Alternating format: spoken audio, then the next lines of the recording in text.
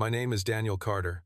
I'm 45 years old, and for most of my life I've been the kind of man people forget 5 seconds after they walk past me. I work maintenance. I fix elevators, replace light fixtures, repair broken pipes, and keep giant office buildings running without anyone noticing. It's invisible work. If I do my job perfectly, nobody remembers I was there at all. And honestly, I've never minded that. Because I learned a long time ago that being invisible isn't the same thing as being unimportant. Some of the most important people in any building are the ones nobody can name. I'm also a single father, and before I tell you about the day a billionaire CEO offered $750,000 to anyone who could calm her screaming son, I need to tell you about my own boy, because none of what happened that day makes sense without him. My son's name is Ethan. He's 22 now, a grown man with his own apartment, his own routines, and a smile that still catches me off guard when I see it. But when Ethan was little, the world looked at him and saw a problem. He was nonverbal for most of his childhood, autistic, deeply sensitive to everything around him. Sounds hurt him, bright lights hurt him, unexpected changes hurt him. The world felt like it was turned up to maximum volume every second of every day. When Ethan screamed in public, people stared. When he melted down in grocery stores, strangers judged.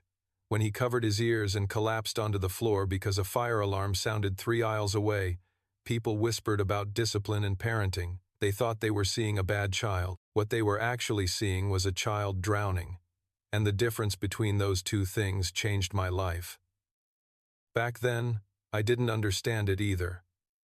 I made every mistake a father could make. I tried to calm him down. I tried to distract him. I tried to reason with him. I tried to fix him. Every attempt only made things worse, because I was treating the screaming like the problem. It took years before I understood the screaming wasn't the problem at all. It was the message. Ethan wasn't misbehaving. He was communicating. The screaming was simply the only language he had available when everything became too much. Once I understood that, everything changed. I stopped trying to stop the behavior. I started trying to understand what was causing it. And slowly, one painful lesson at a time, I learned my son's language. I learned that a meltdown isn't a tantrum. I learned that touching a child who is already overwhelmed often feels like adding gasoline to a fire. I learned that too many voices create panic instead of comfort. Most importantly, I learned that sometimes the most powerful thing you can do for a struggling child is absolutely nothing.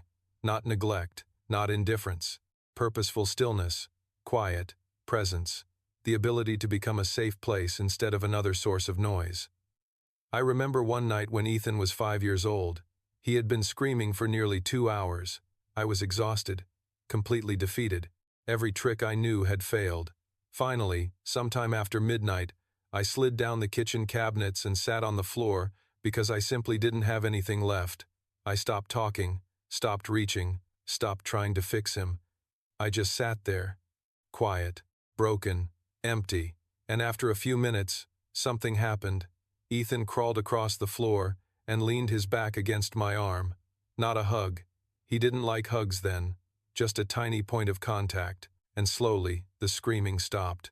We sat there together in complete silence, and I cried, because in that moment I realized I'd spent 5 years trying to drag my son out of the storm when what he really needed was someone willing to sit beside him inside it. That night changed everything.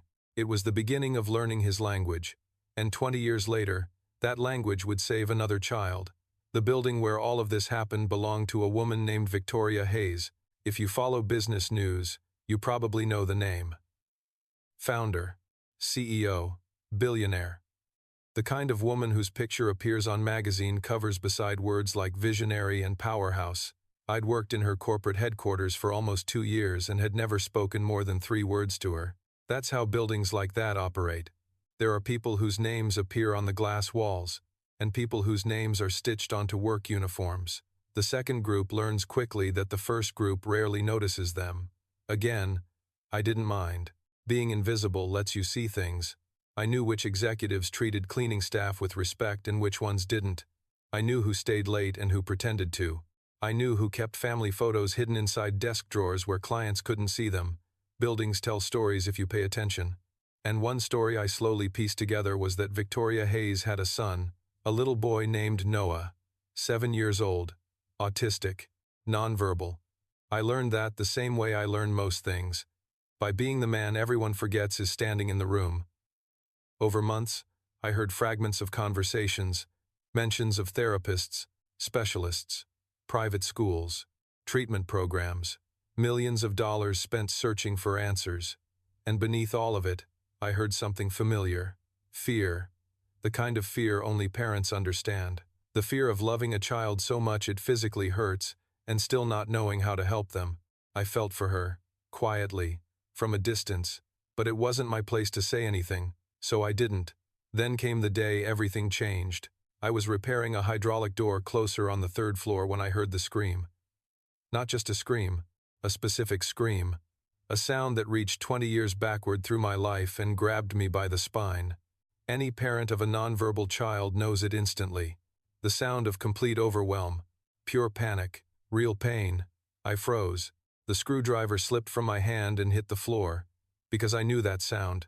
I had heard it thousands of times before, and every instinct I possessed told me exactly what it meant. Something was very wrong. I set down my tools and followed the noise. By the time I reached the lobby, chaos had already taken over. The lobby looked like a disaster wrapped in expensive intentions. Noah Hayes sat on the polished marble floor in the center of the room, curled into himself, with both hands clamped over his ears. His entire body was rigid. Every muscle pulled tight as he screamed. Not the scream of a spoiled child, not the scream of a tantrum, the scream of a little boy whose nervous system had completely overloaded. Around him stood 6 adults doing everything they could think of to help, and every single thing they were doing was making it worse. A child psychologist knelt nearby, speaking in a gentle voice. Another therapist was trying to hold up visual cue cards. An assistant was asking questions. A pediatric specialist was offering sensory tools, and Victoria Hayes was on her knees in front of her son, tears running down her face as she pleaded, "Noah, sweetheart, please tell Mommy what you need." Nobody in that lobby was a bad person. Nobody was cruel. Every one of them cared. Every one of them wanted to help. The problem was that they were adding more. More voices, more movement, more faces, more information, more demands. And when a child is already drowning in information, adding more only pushes them deeper underwater. I stood near the edge of the crowd and watched. 20 years with Ethan had taught me something most people never learn. A meltdown isn't random. It's communication. The child is telling you exactly what's wrong if you know how to listen. The trick is learning how to hear it. One of the specialists glanced toward Victoria and shook his head. "We may need to move him somewhere quieter." Another suggested medication. Another recommended clearing the lobby entirely. Everyone had ideas. Everyone had strategies. Yet Noah's screams only grew louder. Then Victoria did something that made the entire room free. She stood up and looked around at everyone gathered there. Her face was pale. Her voice trembled. "I'll pay $750,000. Silence followed. Complete silence. She swallowed hard and repeated herself. "I mean it. $750,000 to anyone who can help my son." It wasn't arrogance. It wasn't showing off. It was desperation. The desperate logic of a terrified mother who had already spent millions trying to help her child and would spend millions more if it meant stopping his pain. But money wasn't going to solve this, because Noah didn't need another expert. He needed someone to understand what he was saying. I looked at him carefully, really looked. Not at the screaming, not at the chaos, at the child, his body language, his movements, his hands. That's when I noticed something nobody else seemed to see. One hand covered his ear. The other rested against the marble floor. And his fingers were moving. Slowly, repeatedly, tracing the same shape over and over again. My pulse quickened. I stepped forward. A security guard immediately moved to intercept me. "Sir, everybody needs to step back." The words left my mouth before I could second-guess them. Every head turned. The lobby went silent, except for Noah's screams. The security guards stared at me. The therapists stared at me. Victoria stared at me. One of the doctors frowned. "Excuse me?" I pointed toward Noah. "Everybody needs to back away. Right now." The doctor looked offended. And who exactly are you? Fair question. I looked down at my gray maintenance uniform. My toolbox still sat beside my foot. Nobody important. The doctor clearly didn't appreciate that answer. He opened his mouth to argue. Then something unexpected happened. Victoria looked directly into my eyes. Really looked. For a second, I saw something shift in her expression. Maybe instinct, maybe hope, maybe simple exhaustion. Whatever it was, she nodded. Do what he says. The doctor blinked. Miss Hayes. Now. Her voice cracked like a whip. Nobody argued after that. One by one, the adults stepped backward. Then farther still. The lobby slowly emptied until Noah had space around him. Real space. Breathing room. For the first time in nearly an hour, nobody was leaning over him. Nobody was talking to him.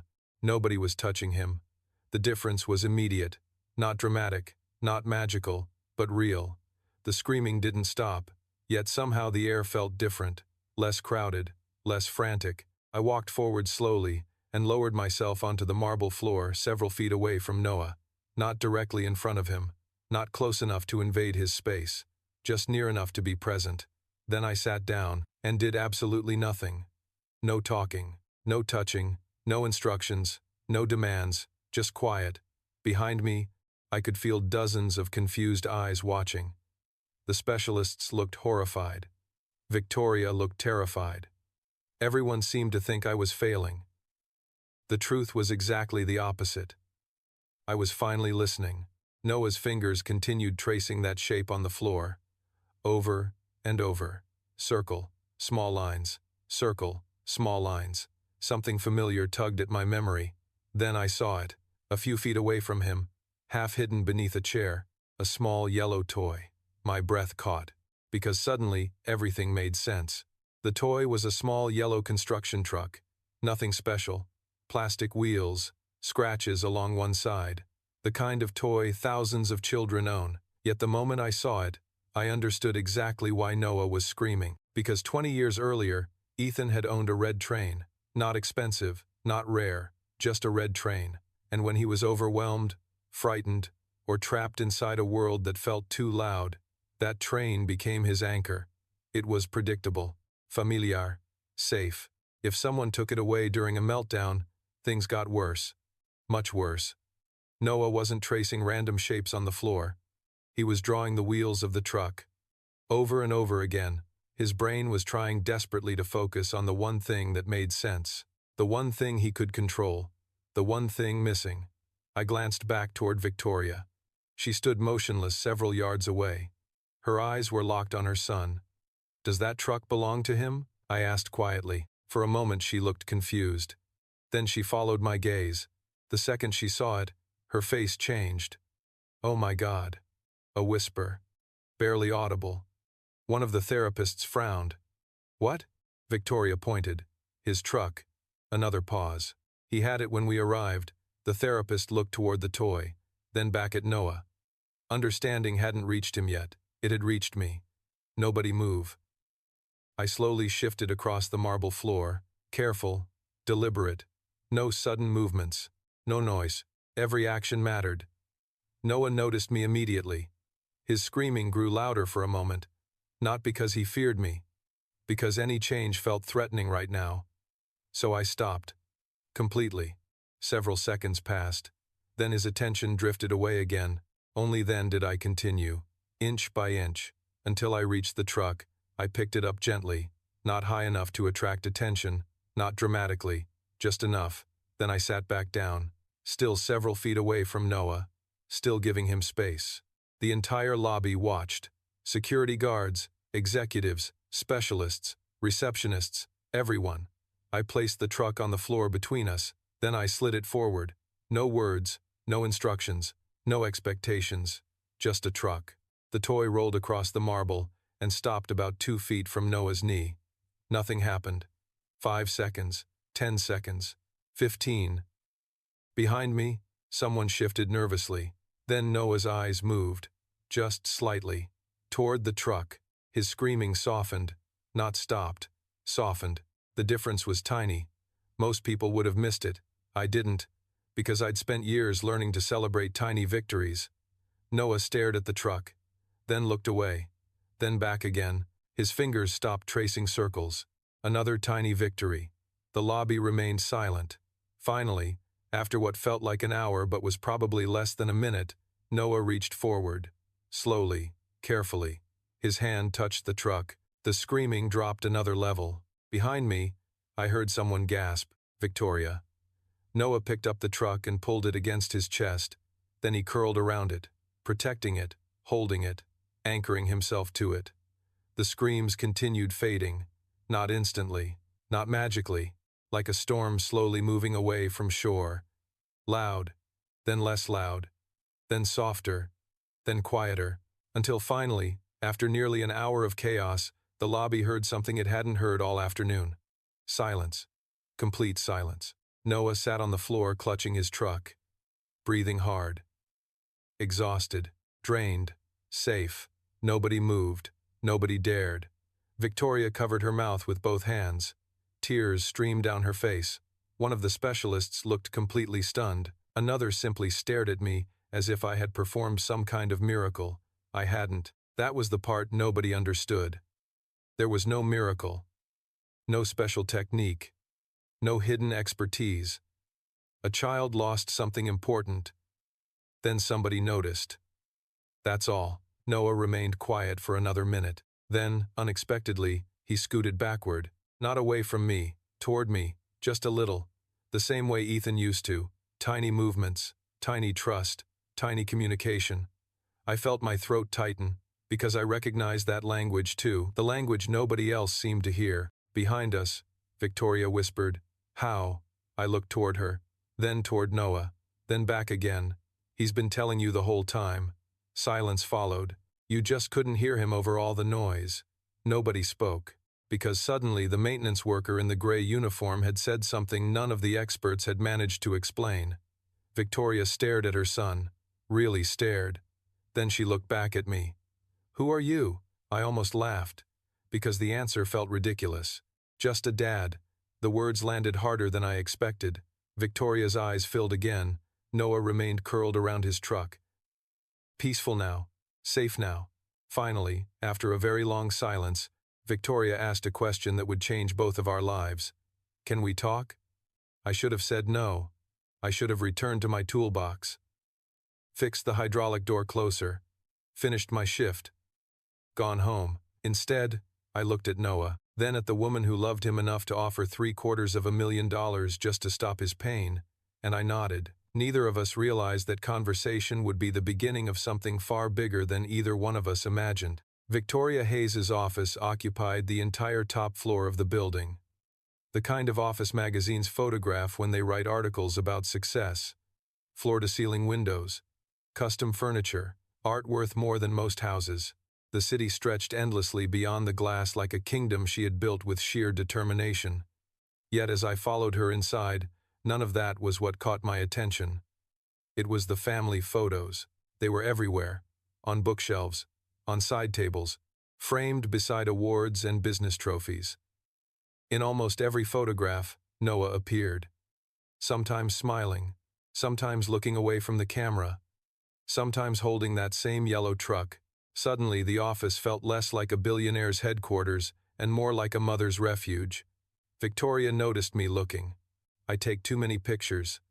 I smiled. No such thing. For a moment, her expression softened. Then reality returned. She sat behind her desk and motioned toward a chair. "Please." I sat down carefully, still wearing my maintenance uniform, still covered in dust from repairing door mechanisms. The contrast between us was almost comical. Victoria Hayes could probably buy every building on the block without checking her bank account. I had spent 15 minutes comparing grocery prices the night before. Yet somehow, neither of us seemed to care. For several seconds, she simply studied me. "The specialists have been working with Noah for years." I nodded. "I'm sure they're very good." "They are." Another pause. "Most are considered among the best in the country." I already knew where this conversation was heading. "And?" Victoria leaned back in her chair. "You solved something in 10 minutes that nobody else recognized." I shook my head immediately. "No." She frowned. "No?" I didn't solve anything. Another pause. I noticed something. Silence followed. Then I added, "There's a difference." Victoria stared at me for a long moment. Then something unexpected happened. She laughed. Not politely, not professionally, genuinely laughed. "Do you know how many consultants I've hired over the years? Probably too many. Definitely too many." Another laugh. "And every single one of them would have described what happened today as a breakthrough intervention strategy." I smiled. "Sounds expensive." "Very." The room grew quiet again. Finally, Victoria folded her hands. "Tell me about your son." I hadn't expected that. Most people wanted techniques, advice, explanations. Victoria wanted Ethan, which immediately made me respect her more. So I told her about the meltdowns, about the sensory overload, about the years of confusion, about the mistakes I made, about learning that communication doesn't always involve words. By the time I finished, nearly 40 minutes had passed. Victoria hadn't interrupted once. She simply listened, the way parents listen when every sentence might contain something that helps their child. Finally, she asked quietly, "Was it always this hard?" I thought about that carefully, then shook my head. "No," hope flashed across her face. "Really?" I smiled. "Some years were harder."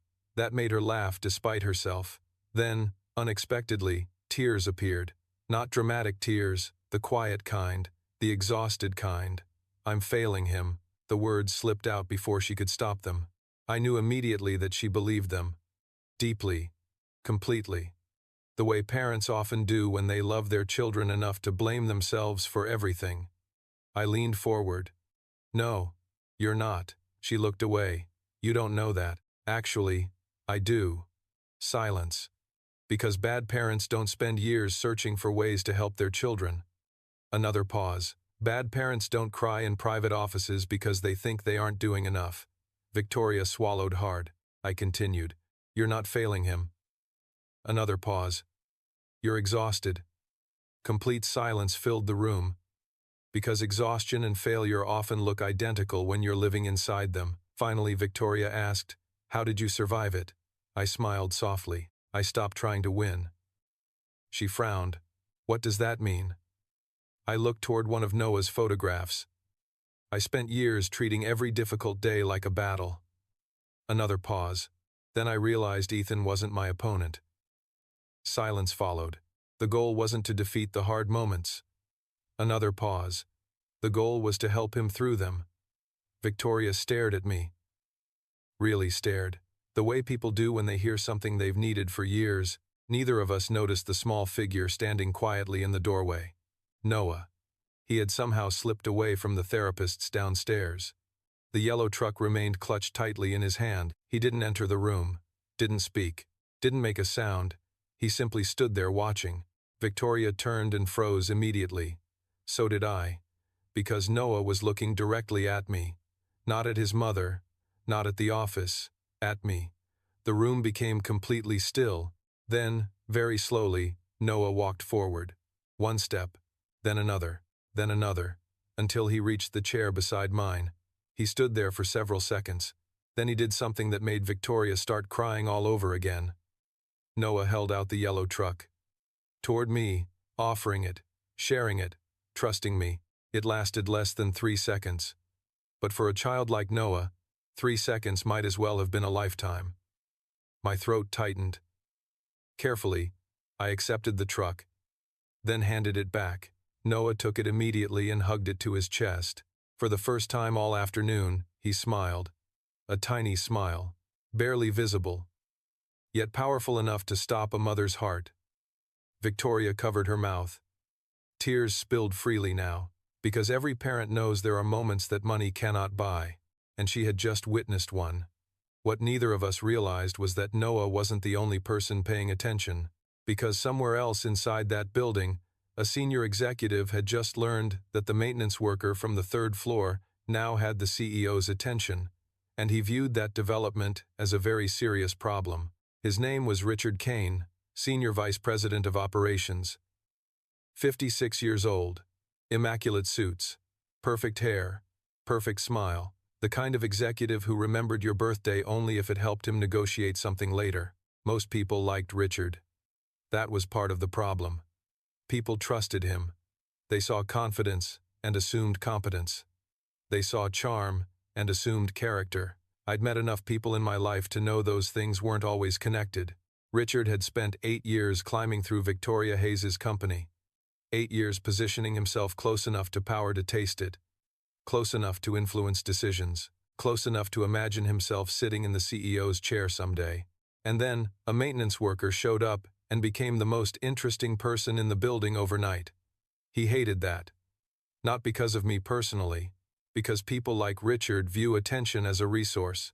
If someone else receives it, they assume it was taken from them. By the following Monday morning, everyone in headquarters knew my name. Not because I wanted them to, because office buildings operate like giant gossip networks disguised as workplaces. Receptionists told assistants. Assistants told managers. Managers told executives. The story changed slightly every time it traveled. By the time it reached the upper floors, I'd apparently cured autism, spoken 7 languages, and saved Noah from a nervous breakdown using some secret technique. None of that was true. Unfortunately, truth rarely travels as fast as a good story. I was replacing fluorescent light fixtures on the 7th floor when Richard Kane introduced himself. Daniel Carter? I looked down from the ladder. That's me. Richard smiled. The practiced kind. The smile politicians use when cameras appear. Richard Kane. He extended a hand. I climbed down and shook it. Nice to meet you. Likewise. Another smile. You've become quite popular around here. Warning bells immediately rang inside my head. 20 years in maintenance teaches you something useful. People who start conversations with compliments often want something. I guess. Richard studied me carefully. Victoria seems impressed. There it was. Not curiosity. Not admiration. Measurement. I shrugged. She's a good mother. Richard's smile faltered for half a second. Tiny, almost invisible. Then it returned. Interesting perspective. The conversation lasted less than 3 minutes. Completely polite. Completely professional. Yet the moment he walked away, I knew something felt wrong. Some people leave a room warmer than they found it. Richard left it colder. That afternoon, Victoria called me upstairs. When I arrived, Noah was sitting on the floor of her office, arranging toy vehicles in perfect rows. The yellow truck occupied the center position like royalty. He glanced up when I entered, then immediately returned to his trucks. Progress. Tiny. Meaningful. Victoria smiled. Good news. Sounds expensive. She laughed. Not this time. Then she handed me a folder. I frowned. What's this? A proposal. The word immediately made me nervous. Proposals from billionaires rarely lead to simple afternoons. I opened the folder, then blinked again. You want me to what? Victoria leaned back in her chair. Consult. I stared at her. Consult? Part-time. Another pause. A few hours each week. Another pause. Help train our staff on sensory awareness and communication strategies. I looked around the office, as if hidden cameras might suddenly appear. Victoria. Yes? I fix elevators. You do. I repair plumbing. Also true. I am not a consultant. Victoria smiled. Neither was I when I started my first company. Fair point. Annoyingly fair. I hated when rich people made good arguments. You don't need a consultant, I said. You need professionals. Victoria nodded. We have professionals. Another pause. What we don't have is someone who actually lived it. Silence followed. That's different. The room grew quiet. Noah continued arranging trucks. Red truck, blue truck, yellow truck. Perfect order, perfect focus. Finally, I asked the question that mattered. Why? Victoria looked toward her son. Because every person in this building interacts with him. Another pause. Security guards. Another pause. Receptionists. Another pause. Executives. Then she looked back at me. And most of them are terrified of doing the wrong thing. I understood that immediately. Fear creates distance. Distance creates misunderstanding. Another lesson Ethan taught me years ago. How much? I asked. Victoria named a number. I almost dropped the folder. For part-time? She nodded. That's ridiculous. Probably. Another pause. But I'm paying for experience. The problem wasn't the money. Well, it was partly the money. The amount she offered would eliminate every financial worry I'd carried for years. The real problem was what accepting it meant. Change, attention, visibility, all the things I'd spent most of my life avoiding. Before I could answer, Noah stood up. Both Victoria and I turned immediately. He walked across the room carrying the yellow truck, then stopped directly in front of me. For a moment, nobody moved, nobody spoke. Noah looked down at the truck, then up at me, then down again. Finally, in a voice so quiet I almost thought I imagined it, he spoke. One word. Friend. Silence. Complete silence. Victoria froze. I froze. The entire world froze. Because according to every specialist, Noah rarely used spoken language. And now he was standing in front of me holding a yellow truck and calling me his friend. Victoria's eyes filled instantly. Noah looked confused by her reaction. Then he returned to arranging trucks as though nothing extraordinary had happened. But something extraordinary had happened. Not because he spoke, because he chose to. Because trust had appeared, and trust changes everything. What none of us realized was that Richard Kane had just learned about the consulting offer. And unlike everyone else in the building, he wasn't worried about Noah. He was worried about Victoria, because hidden inside company financial records was a secret worth millions of dollars. A secret Richard had spent years protecting. And the last thing he wanted was a maintenance worker earning the CEO's trust. Richard Kane's problem wasn't greed, at least not entirely. Greed is simple, predictable, manageable. Richard suffered from something far more dangerous. Entitlement. He genuinely believed the company belonged to him, not legally, not on paper, emotionally. After 8 years of late nights, strategic alliances, and carefully cultivated influence, he had convinced himself that he was the natural successor to Victoria Hayes, the future CEO, the inevitable choice. Then reality interfered. Reality often does. Victoria wasn't preparing to step aside. She wasn't looking for a replacement. She wasn't losing control. In fact, after everything that happened with Noah, she seemed more focused than ever, more present, more engaged. And somehow, inexplicably, a maintenance worker had become part of that equation. Richard hated variables he couldn't control, especially variables wearing steel-toe work boots. 2 days after Noah called me his friend, I attended my first staff training session. Calling it a training session felt strange, mostly because I still wasn't convinced I belonged there. 40 employees gathered inside a conference room overlooking downtown. Security guards, receptionists, administrative assistants, managers, people from every level of the company. They expected an expert. Instead, they got me, a man who spent most of his career unclogging drains. I stood at the front of the room holding a cup of coffee and wondering how my life became so weird. Okay. Silence followed. 40 faces stared back.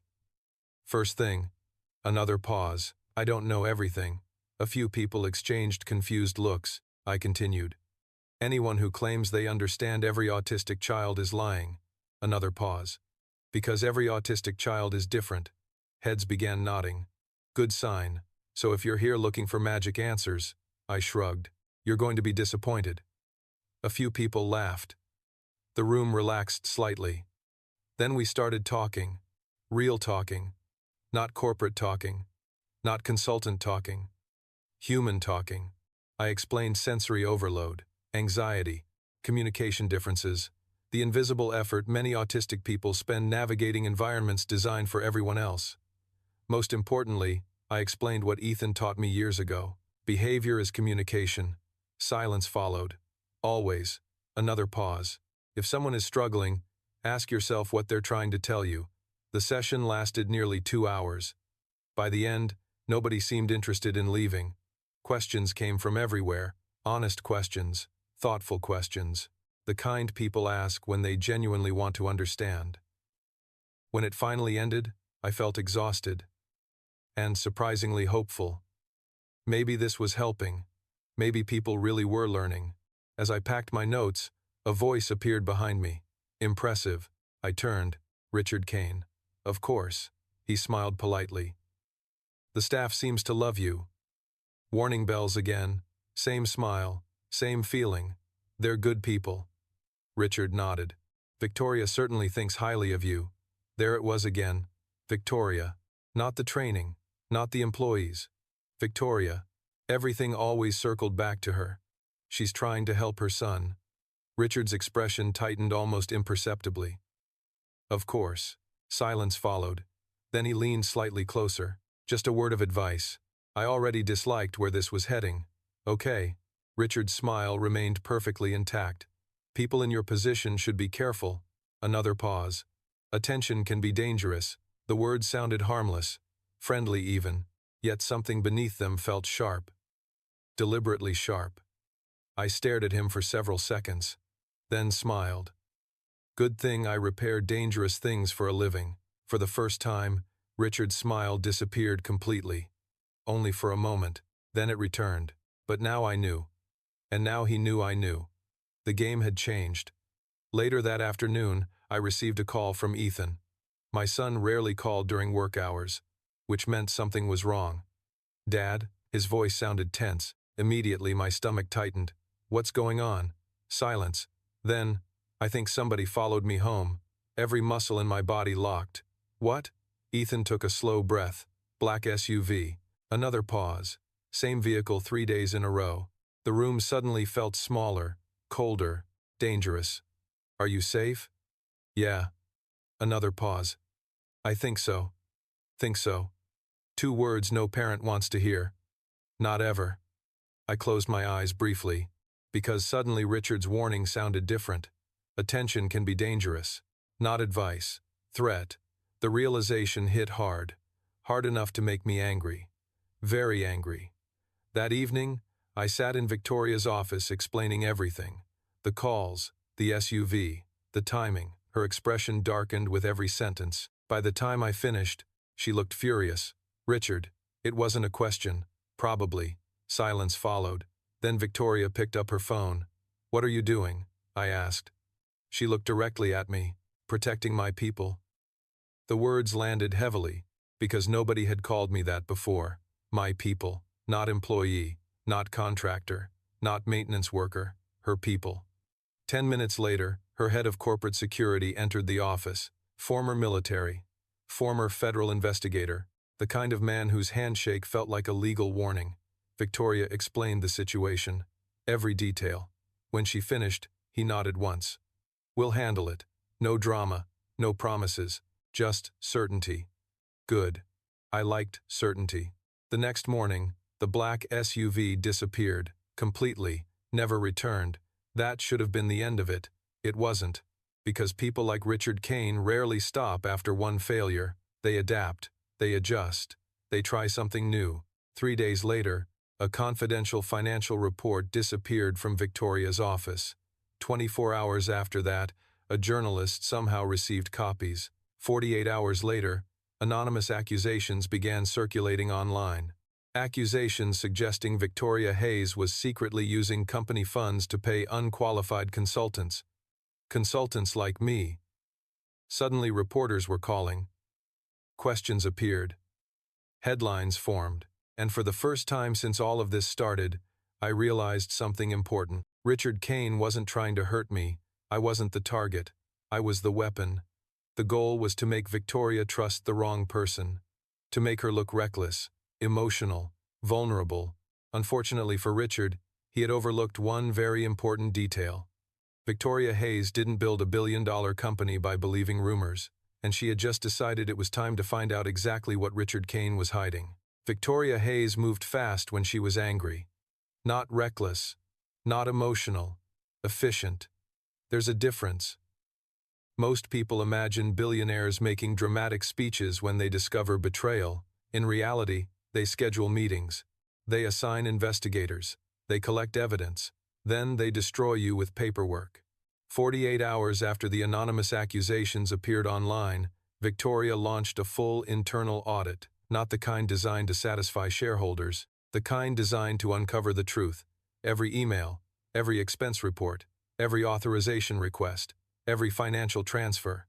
If Richard Kane had made mistakes, she intended to find them. The problem was that Richard knew audits were coming, which meant he was already moving pieces around the board.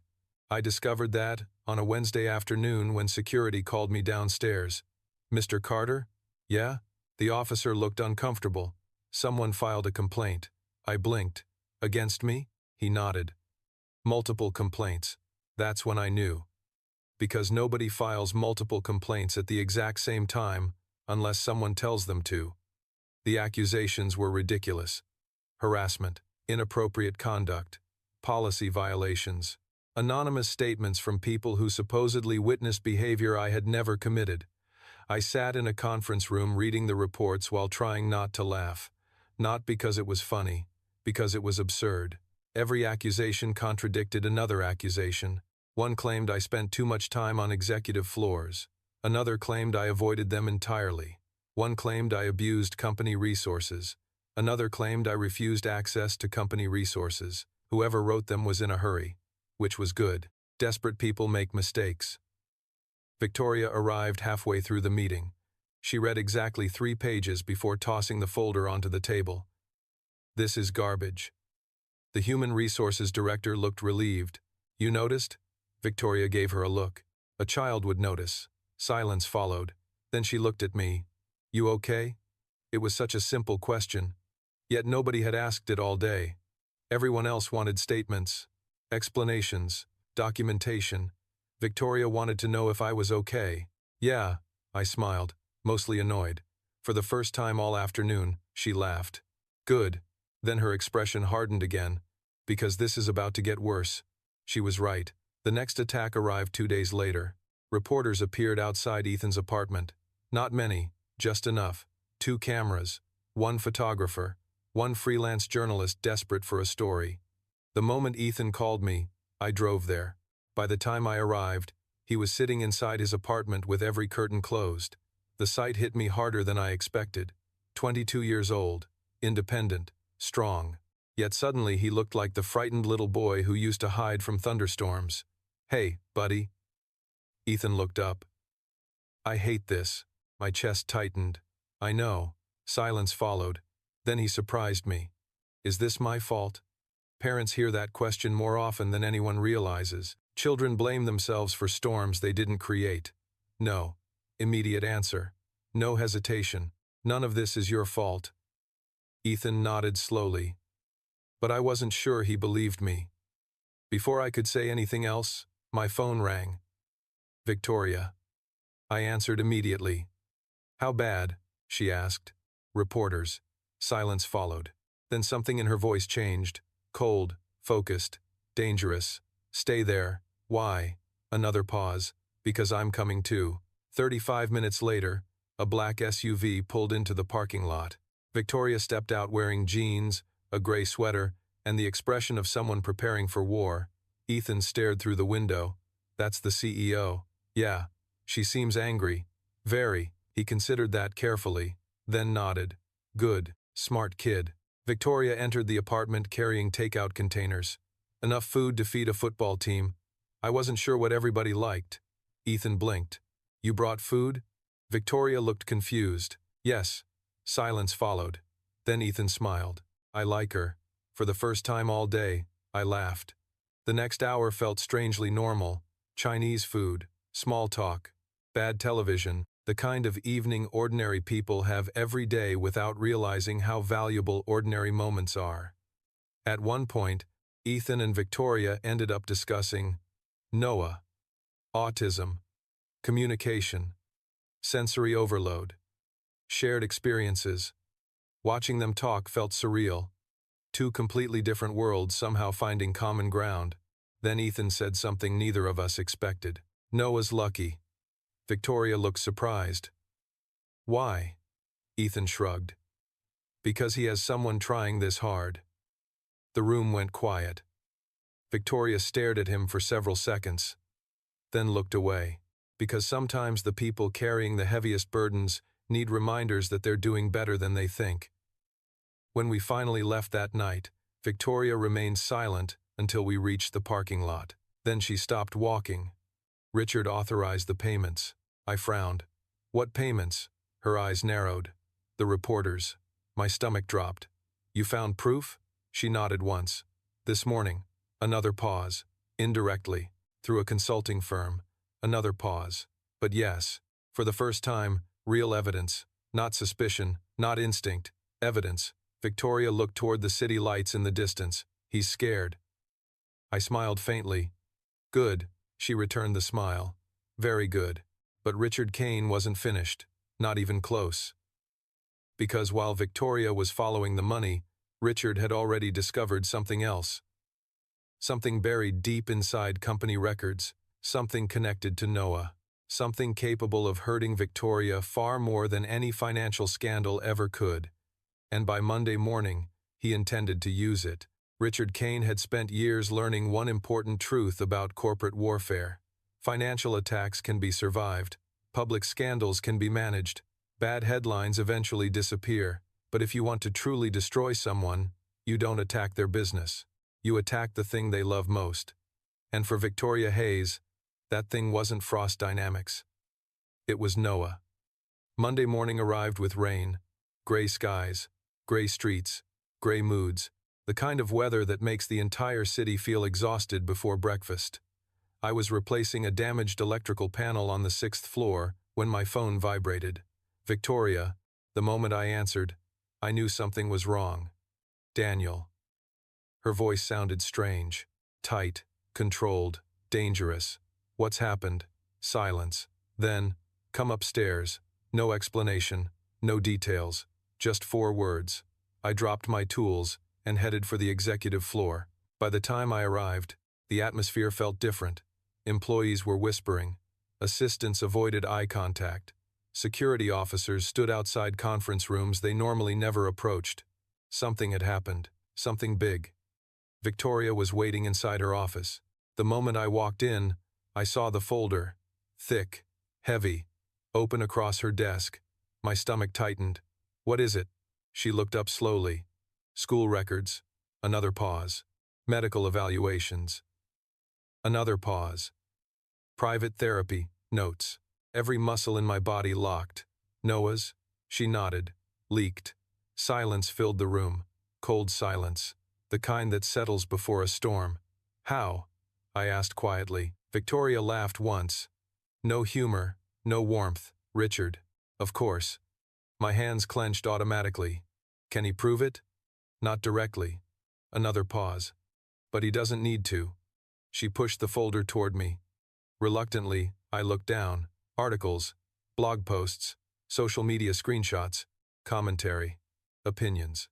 Thousands of strangers discussing Noah, judging Noah, diagnosing Noah, criticizing Victoria's parenting, speculating about his future, his limitations, his challenges, everything, public, exposed. My chest tightened immediately, because I'd lived this nightmare before. Not at this scale, but close enough. People love discussing autistic children, especially when those children aren't their responsibility. Victoria stared out the window. He's 7 years old. Silence. 7. Another pause. And now millions of people think they know him. For a moment, she didn't look like a billionaire CEO. She looked exactly what she was. A mother whose child had been hurt. What does Noah know? I asked. Her expression darkened. Nothing yet. Another pause. But children notice things. Yes, they do. Better than adults sometimes. The office door opened. Noah entered holding the yellow truck. 2 therapists followed behind him. He stopped immediately when he saw Victoria, then tilted his head slightly. Studying her face, reading her. The way children do. Mom sad? The words were soft, barely above a whisper. Yet they hit harder than any boardroom speech. Victoria froze, then smiled immediately.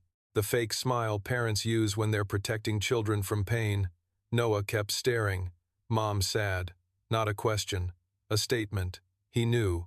Of course he knew. Children always know. Victoria knelt beside him. I'm okay. Noah considered that carefully, then shook his head. One small shake, completely unconvinced. I almost smiled despite the situation. Smart kid. Very smart kid. Then he did something unexpected. He walked past Victoria, directly toward me. He held up the yellow truck. Fix? I blinked. One wheel had come loose, barely noticeable, but Noah noticed. Of course he did. I took the truck carefully. I think I can handle that.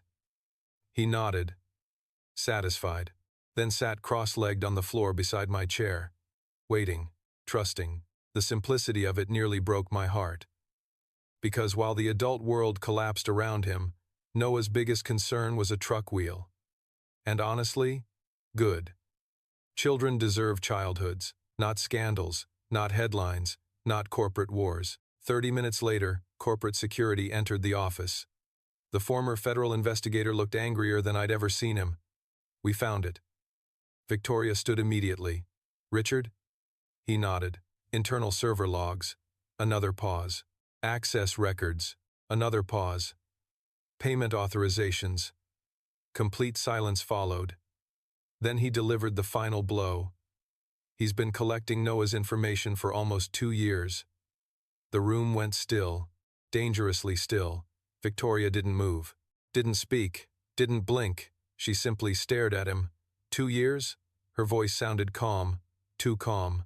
The investigator nodded.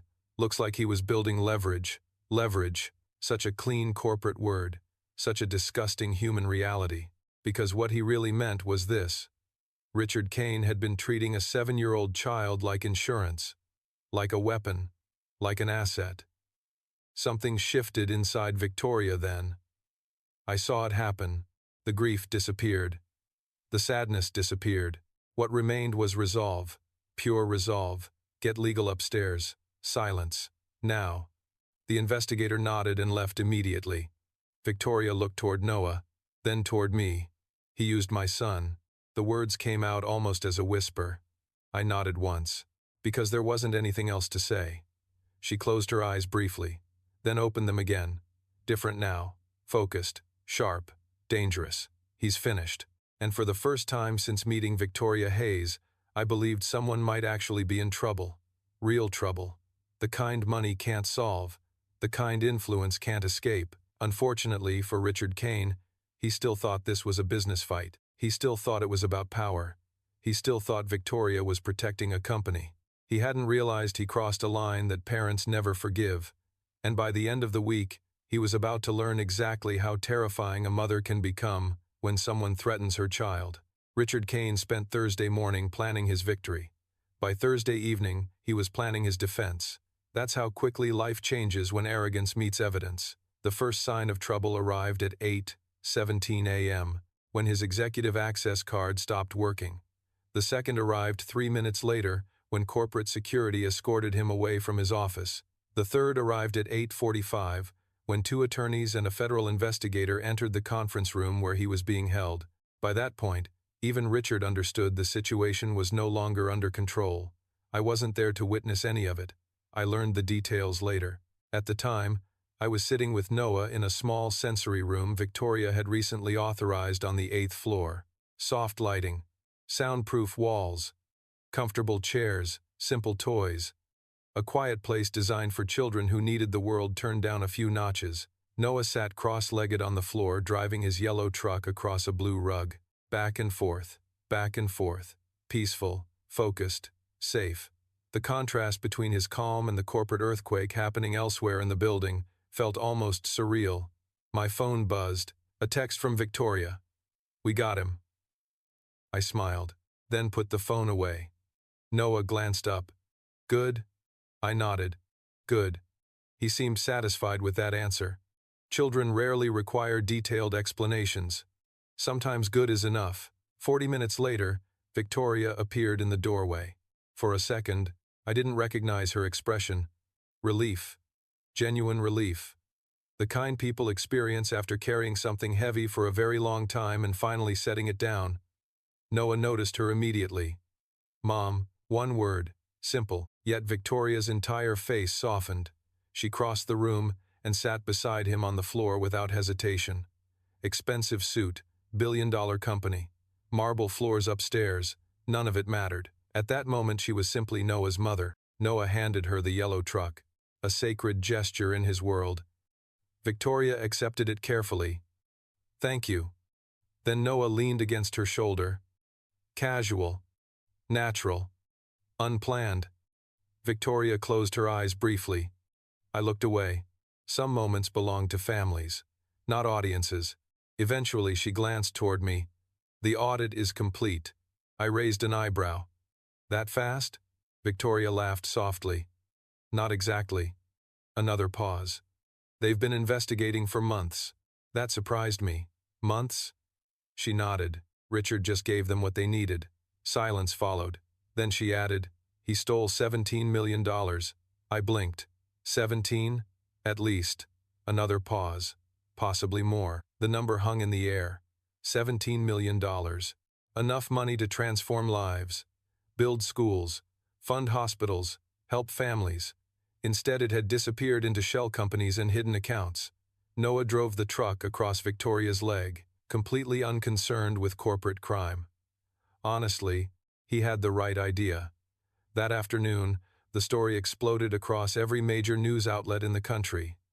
Senior executive fired amid massive fraud investigation. CEO's son targeted in corporate sabotage scandal.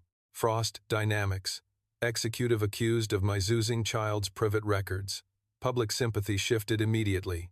People who barely knew Victoria Hayes suddenly saw something different. Not a billionaire. A mother. Not a CEO. A parent protecting her child.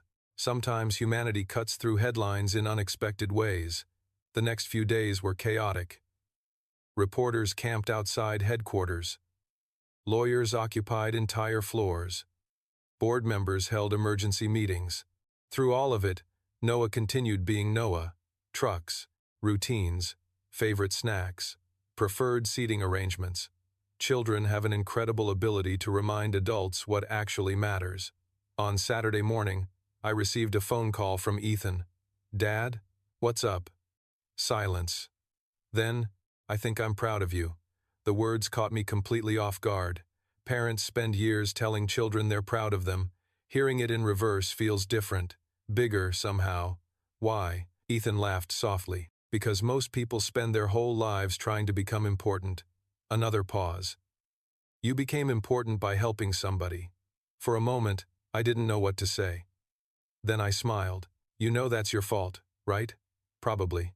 Another pause. I learned from you. We talked for almost an hour. Afterward, I sat quietly in my apartment thinking about how strange life had become. 6 weeks earlier, I was repairing doors. Now I was somehow involved in corporate investigations, executive scandals, and national news stories. None of it felt real. The following Monday brought an unexpected surprise. Victoria called me into her office.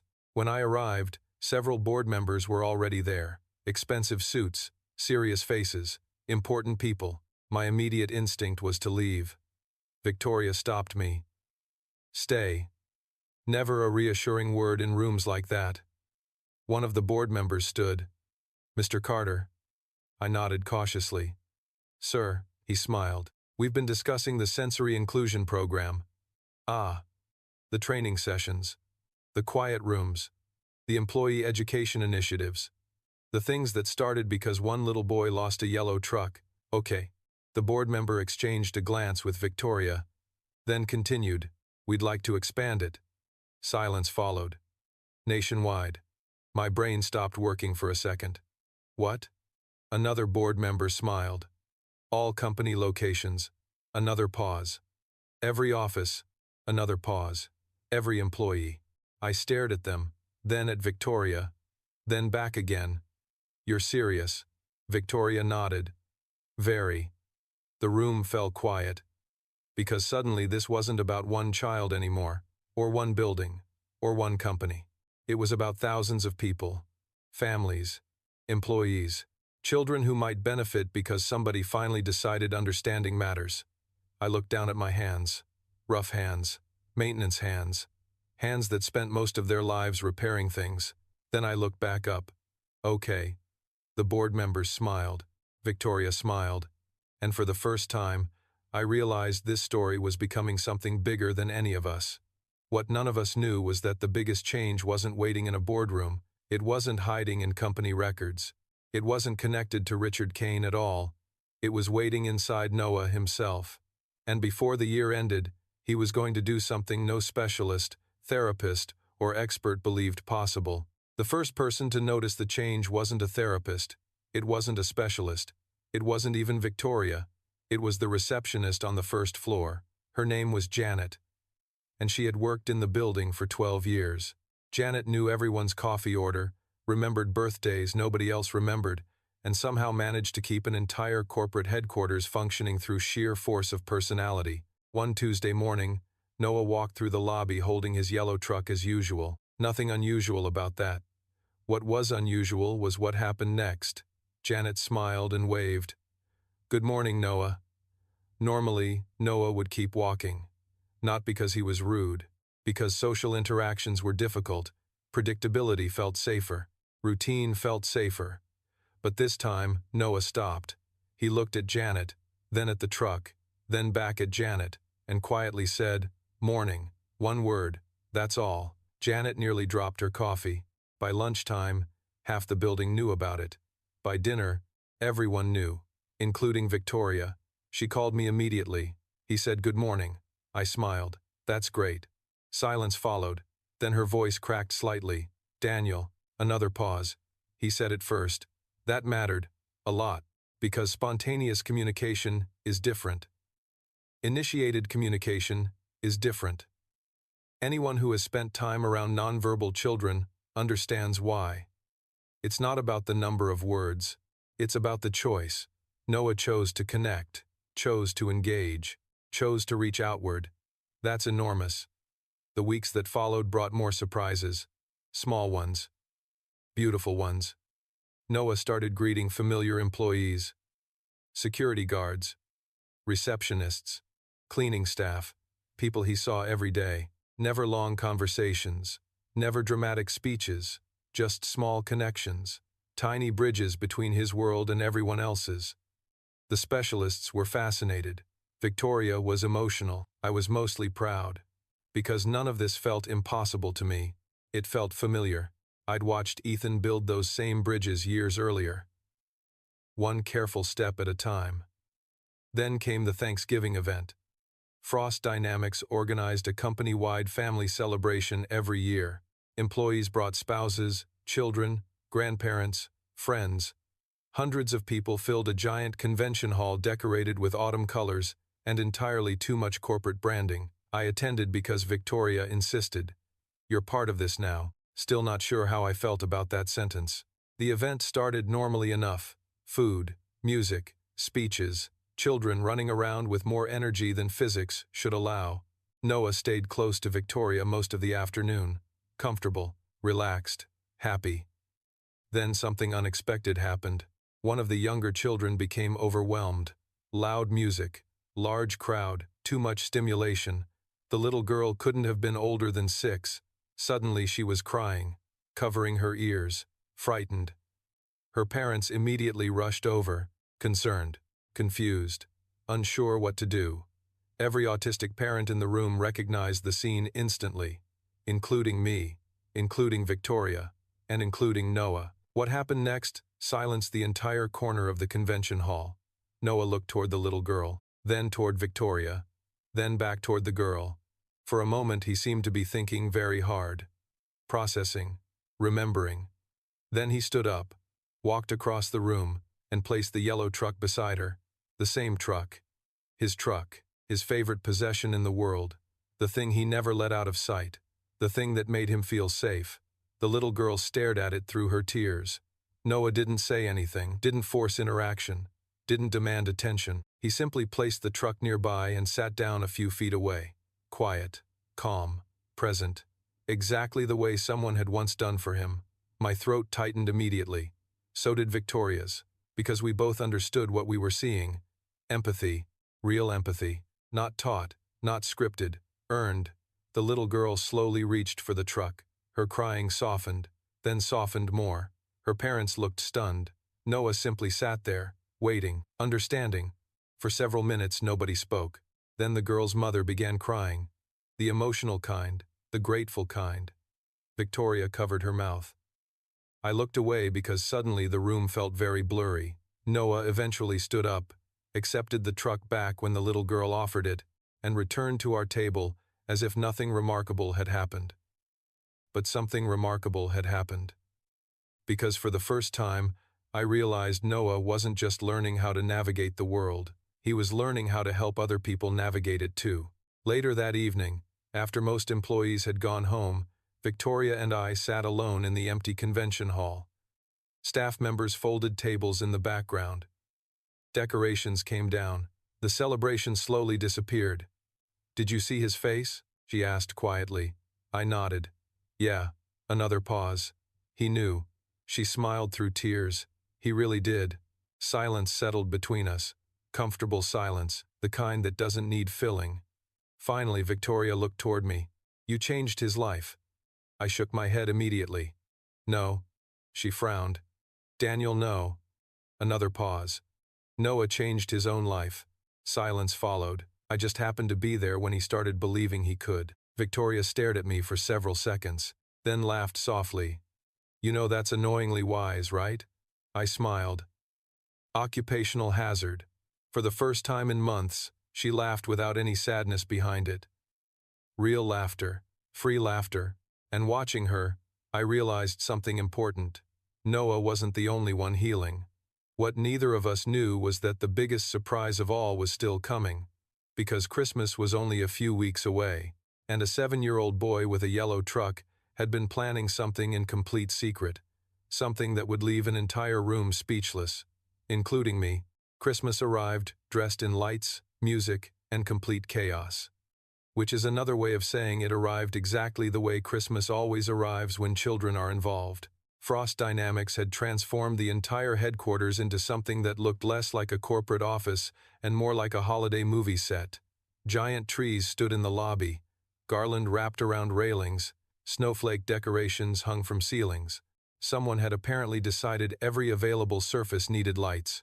Thousands of lights, possibly millions. The electric bill alone probably qualified as a federal crime. I was helping adjust a display near the lobby entrance when Janet appeared. The receptionist looked unusually excited. That should have worried me. "Daniel." "Uh-oh," she laughed. "Why do you always say that?" "Because you only use that voice when something is happening." Janet pointed toward the conference center. "You need to go upstairs." My instincts immediately activated. "Why?" Her smile widened. "It's a surprise." I groaned. I hate surprises. That's why they're fun. 20 minutes later, I found myself standing outside the largest conference room in the building. Employees filled the hallway. Families filled the hallway. Children ran everywhere. Nobody would tell me what was happening, which meant Victoria was involved. Probably Noah, too. Eventually, the doors opened. Everyone filed inside. The room looked incredible. Holiday decorations covered every wall. A giant stage occupied the front. Hundreds of chairs faced forward. It felt less like a company event and more like a community celebration. I spotted Victoria near the front row. "Any clues?" I asked. She smiled innocently. "Nope." Immediate lie. Terrible lie. I narrowed my eyes. "You know." "Maybe." Another smile. Definitely knew. Before I could interrogate her further, the lights dimmed. Conversations faded. The room quieted. Then Noah walked onto the stage, alone. For a second, nobody reacted. Then every parent in the room collectively stopped breathing, including Victoria. Because Noah hated stages, hated crowds, hated being the center of attention. Yet there he stood, small, nervous, holding the yellow truck. My heart immediately moved into my throat. Noah looked out at the audience. Hundreds of faces stared back. He froze for a moment, completely understandable. Then he looked toward Victoria. She smiled. Noah looked toward me. I smiled too. Slowly, he took a breath. Then another. Then he stepped up to the microphone. Complete silence filled the room. "Hi." One word. Yet half the audience immediately started crying. Noah waited patiently, then continued. "My name is Noah." More tears. More silence. More parents pretending they weren't emotional while obviously being emotional. Noah held the yellow truck against his chest. Security, courage, familiarity. Then he looked down at a small note card in his hand. Mom says Christmas is about giving. His voice remained soft, careful, determined. Nobody moved. Nobody wanted to interrupt whatever miracle was happening. Noah continued. I didn't know what to give. Another pause. Because I am 7. Laughter rippled gently through the room. Even Noah smiled. Tiny, proud. Then he looked toward the audience again. Then I remembered something. Silence returned. A long time ago. Another pause. I was scared. Victoria immediately lowered her head. Tears appeared before she could stop them. Noah continued anyway. Everything was loud. Another pause. Everything hurt. Another pause. And I lost my truck. Complete silence. Not one sound in the room. Then Noah looked directly at me. A friend helped me find it. My chest tightened so hard it almost hurt. The room blurred slightly. Not ideal. Noah held up the yellow truck. This truck. Another pause. And then he helped Mom too. Victoria covered her face with both hands. Several executives were openly crying now. Janet definitely was. Noah looked down at his note card again, then back up, so I wanted to give something back. Slowly, he reached behind the podium and pulled out a framed photograph. A large photograph. One I had never seen before. The picture showed me, Noah, Victoria, and Ethan standing together during the Thanksgiving event. Noah held the yellow truck. Ethan was laughing. Victoria was smiling. I was looking at Noah. It wasn't perfect. It wasn't posed. It was real. Noah carried the frame carefully across the stage, then stopped directly in front of me. The room remained completely silent. For you. I stared at him, then at the photograph, then back at him. For several seconds, words simply refused to exist. Finally, I accepted the frame. Carefully. Thank you. Noah nodded. Then, in front of hundreds of people, he did something that completely destroyed whatever emotional control I still possessed. He hugged me. Not a quick hug. Not a nervous hug. A real hug. The kind that says everything words can't. The room erupted. Applause. Tears. Laughter. Pure joy. Victoria cried openly. I wasn't doing much better, because sometimes life gives you moments so beautiful, they bypass language entirely. Afterward, while employees celebrated and children ran through the lobby, Victoria found me standing beside the giant Christmas tree. The framed photograph remained tucked beneath my arm. He planned that for 3 weeks. I laughed softly. Of course he did. Another pause. You knew? She nodded. Mostly. Then she smiled. Not the hug. Silence followed. We both looked toward Noah. He was happily explaining truck-related engineering concepts to another child. Very seriously. Very confidently. He's changed, Victoria whispered. I smiled. Yeah. Another pause. So have you. For a moment, she didn't answer. Then she looked at me. Really looked. And for the first time, neither of us immediately looked away. The air seemed different somehow. Softer, warmer, full of possibilities neither of us had considered before. Then Noah suddenly pointed across the room and shouted, Mom! Victoria blinked. What? Noah grinned. You smiling weird. The entire room burst into laughter. Victoria covered her face immediately. I laughed harder than I had in months. Noah looked extremely pleased with himself. Which was unfortunate. Because encouraging 7-year-olds is dangerous. What none of us realized was that Noah wasn't finished. Not even close. Because before Christmas morning arrived, he had one final surprise planned. And that surprise would change the future of our little family forever. Christmas morning arrived quietly. After everything that had happened over the past few months, corporate scandals, investigations, media attention, surprise speeches, and emotional breakdowns, you'd think the universe would finally give everyone a break. Instead, it gave us Noah. And Noah, it turned out, had inherited his mother's ability to plan several moves ahead. I woke up at 6:30 to a text message. One sentence. Come to headquarters at 9. Important. Noah. I stared at the message for nearly a minute. Then I checked the sender. Somehow, the 7-year-old had convinced someone to let him use a company phone. That fact alone was concerning. By 8:30, I was driving downtown carrying the framed photograph Noah had given me the night before. The city was quiet. Snow covered the streets. Christmas lights still glowed in apartment windows. Everything felt peaceful, suspiciously peaceful. The moment I entered headquarters, I knew something was happening. The lobby wasn't empty. Employees were there. Families were there. Security guards were there. Janet was there. Even Ethan was there. Everyone seemed strangely excited. "What's going on?" I asked. Janet smiled. "No idea. Complete lie. Terrible liar." Ethan walked over and hugged me. "Good luck." "With what?" "You'll see." That was not helpful. At exactly 9 o'clock, the elevators opened. Noah stepped out, wearing a tiny suit, a tiny Christmas tie, and carrying the yellow truck. The entire lobby immediately erupted into laughter.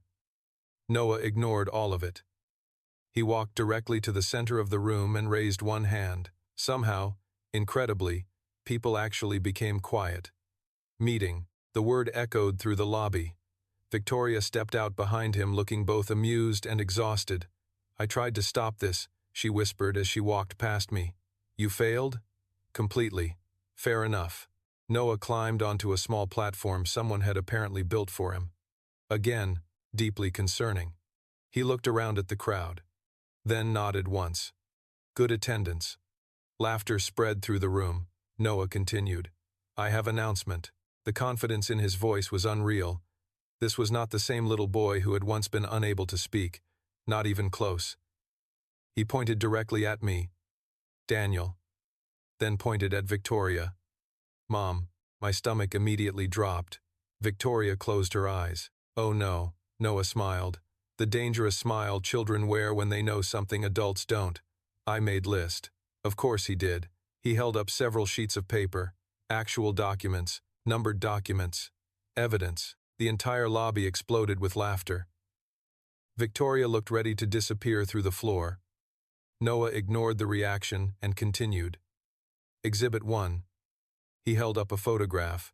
Victoria and me talking during a company picnic. Exhibit 2. Another photo. Exhibit 3. Another. Apparently Noah had been conducting surveillance for months. Noah, Victoria warned, almost done, which meant not even close to done. The next 10 minutes felt like being professionally prosecuted by a 7-year-old attorney. Photographs, observations, witness statements. At one point he cited Janet as a source. Janet immediately looked guilty. Traitor. Every single one of them. Finally Noah lowered the papers. The smile disappeared. His expression softened. Suddenly he wasn't performing anymore. He was simply being honest. When Dad left, silence filled the lobby immediately. Every sound disappeared. Every movement stopped. Noah looked down at the yellow truck, then back up. Everything hurt. Another pause. Then Mom stayed. Victoria immediately started crying. Noah continued. And then Daniel stayed too. Complete silence. Nobody moved. Nobody breathed. Everybody keeps staying. His voice trembled slightly, and I liked that. My throat tightened. Hard. Noah looked between us, then smiled. Small. Hopeful. Brave. Families stay. The lobby remained silent for several seconds. Then Victoria walked forward. No speech. No explanation. She simply knelt down and wrapped her son in the biggest hug imaginable. Noah hugged her back immediately. The yellow truck got trapped somewhere in the middle. Nobody cared. After a moment, Noah pointed at me. Your turn. Laughter exploded across the room. Even through the tears, I walked over and joined the hug. Then Ethan appeared. Then Janet. Then somehow half the lobby. It became less of a family moment and more of a group project. Again, nobody cared, because sometimes happiness is messy. Later that afternoon, after the employees went home and the celebrations ended, the four of us sat together beside the giant Christmas tree in the lobby. Me, Ethan, Victoria, Noah. Snow drifted softly beyond the glass walls. The city looked peaceful, quiet, complete. Noah had fallen asleep with the yellow truck resting on his chest.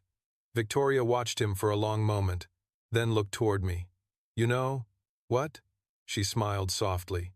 He was right. I laughed. Unfortunately, he usually is. Ethan nodded. It's annoying. Victoria laughed. Then she reached for my hand. Simple, natural, easy. Like it had always belonged there. For a moment, nobody spoke. Nobody needed to, because after everything, the fear, the mistakes, the chaos, the healing, the answer was sitting right there beside us. Family isn't always the people you're born with. Sometimes it's the people who choose to stay. 1 year later, Frost Dynamics had expanded its sensory inclusion program to every office in the country. Thousands of employees completed training based on lessons originally learned from 2 little boys who saw the world differently. Noah continued growing, learning, and surprising everyone around him. Ethan became one of the program's strongest advocates, helping companies better understand autistic adults. Victoria remained CEO but spent far less time chasing growth and far more time protecting what mattered. As for me, I still repaired elevators, still fixed broken lights, still believed invisible work mattered. The difference was that I wasn't invisible anymore, not to the people who mattered. People often ask how I managed to help Noah when so many experts couldn't. They expect some profound answer, a secret technique, a special skill. The truth is much simpler. Years ago, my son taught me something important. When someone is trapped inside a storm, they don't need another person shouting directions from the shore. They need someone willing to sit beside them until the storm passes. That's all I did.